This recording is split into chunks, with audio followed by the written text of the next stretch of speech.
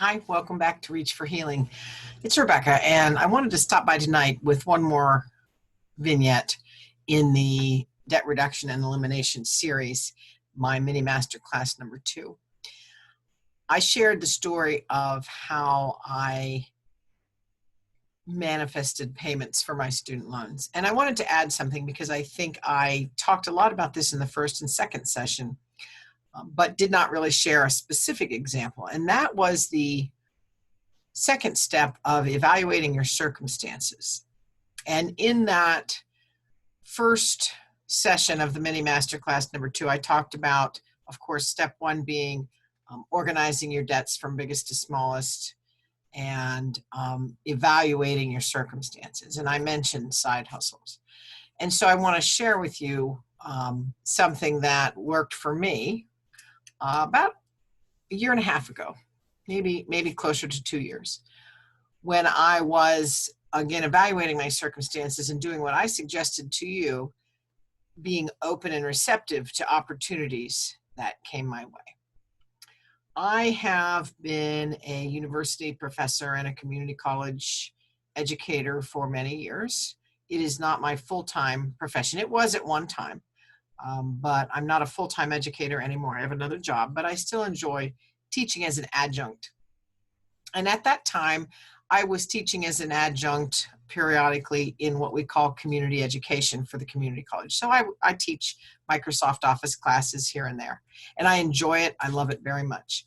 But a couple years ago, I was thinking I would really like to get back to teaching in the traditional college classroom in my profession, and thinking about how I would very much enjoy the opportunity not only to teach, but to be compensated as they compensate adjuncts at the university level. So I had that thought. I put it out to the universe, however you want to refer to that, but I had that thought. I put it out there and I let it go. And I stayed open, and I didn't put any applications in anywhere. I didn't reach out in my network and tap anyone on the shoulder.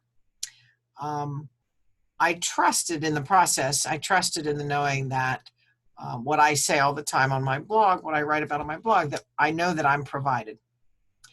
And what happened is I got an email one day, and this was an email from a consultant who was working with the local university. And they were actually looking for adjuncts for a program that happened to align with my professional experience and previous college teaching experience as well. And they reached out to me and said they were looking for an adjunct and that they were aware of my previous work and were very interested in speaking to me. So I was very excited. And of course, I didn't tell them that I was expecting this, but I kind of was.